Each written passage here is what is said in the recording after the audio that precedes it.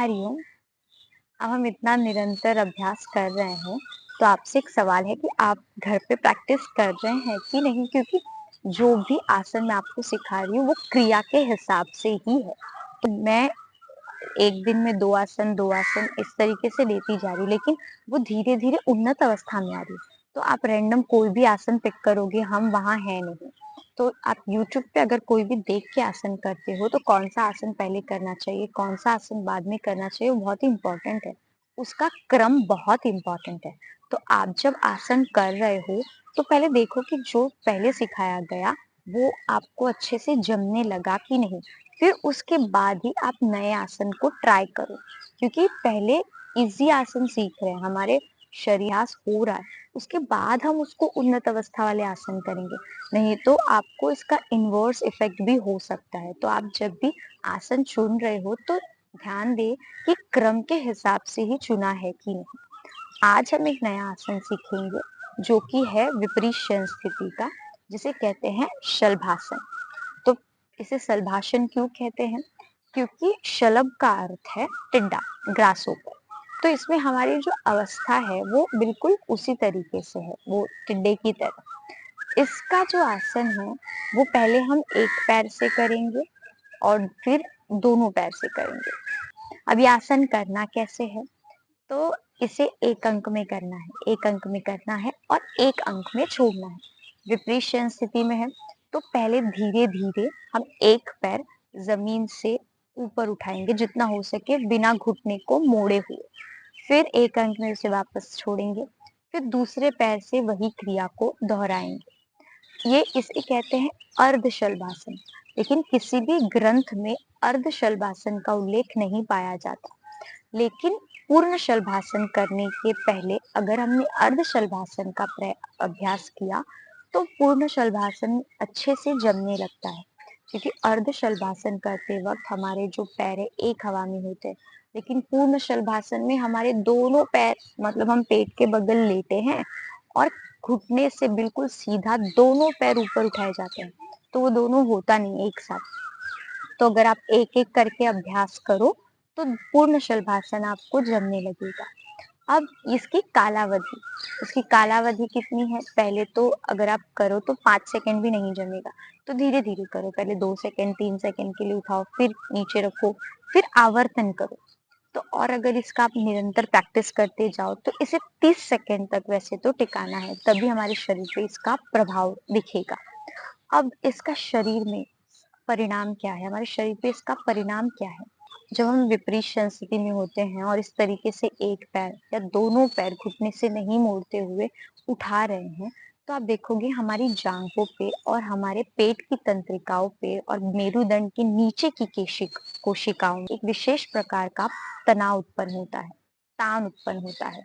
वो तान हमारे लिए अच्छा है, उसमें ब्लड सर्कुलेशन अच्छी होती है, जो भी रक्त संचलन की प्रक्रिया है उसमें वृद्धि होती है, मतलब उसकी कार्य क्षमता बढ़ती है। और पैर एक उठा हुआ है, तो हमारी जो छोटी आंत और बड़ी आंत है, मतलब पेट के अंदर की इंद्रियां हैं, उस पे भी एक अच्छा तान तान होता है। तो हमारी पाचन क्रिया अच्छी होती है, हमारी जो थाइस की प्रॉब्लम है वो दूर होती है, मेरुदंड की कोशिकाएं जो है उसकी कार्य क्षमता में वृद्धि होती है, हमारा ब्लड सर्कुलेशन अच्छा होता है। तो इसीलिए शलभासन कहते हैं।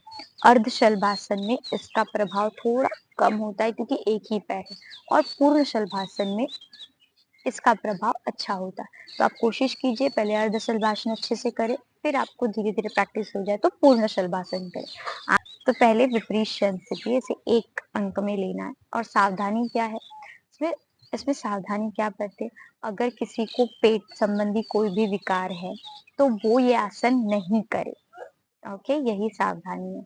और विपरीत शयन स्थिति का आसन है, तो पहले विपरीत शयन स्थिति में आए, पैरों को ऐसे ना रखे बल्कि इस तरीके से रखिए, हाथों को उल्टा ना रखे बल्कि जमीन पे टिकाए, और जो हमारा चिन्ह है, हमारा थोड़ी, उसको जमीन पे टिकाए रखने दें।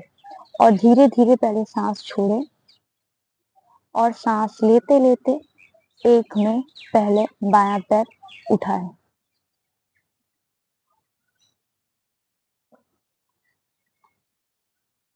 आप देखेंगे आपके जांघों पर एक विशेष प्रकार का तनाव उत्पन्न हो रहा है।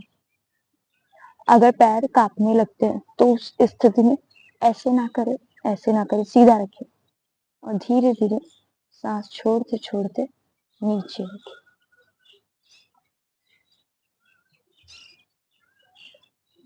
अब दूसरे पैर से यही क्रिया दोहराएंगे।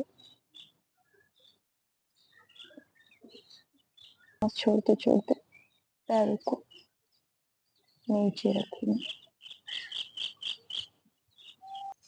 पैर को ऐसे मोड़े नहीं घुटने से, बल्कि स्ट्रेट रखें। ज्यादा से ज्यादा ऊपर करने की कोशिश करें। जितना आपकी बॉडी कैपेसिटी है उतना ही करें। धीरे धीरे इसे नीचे लाए। दूसरे पैर से भी वही क्रिया को दोहराएं। अभी हमने देखा अर्ध शलभासन। अब हम देखेंगे पूर्ण शलभासन कैसे करना है। पूर्ण शलभासन में हमें एक एक पैर को ऊपर जमीन से उठाया। पूर्ण शलभासन में हमें दोनों पैरों को जमीन से उठाना है। आपके बॉडी की जितनी कैपेसिटी है आप उतना ही करें। सावधानी रखें कि झटके में ना ले, झटके में ना छोड़े। तो ये भी विपरीत स्थिति का ही आसन है, और मतलब शलभासन की एक्चुअल अवस्था जो ग्रंथों में है उस तरीके से हम देखेंगे। थोड़ी हमारी जमीन पे होगी, हाथ दोनों जमीन की तरफ, पैर ऐसे ना रखे बल्कि ऐसे रखे। अब हमें सांस छोड़ रहे हैं, इसे भी एक अंक में लेना। सांस छोड़े और सांस लेते लेते दोनों पैरों को घुटने से बिना मोड़े उठाए।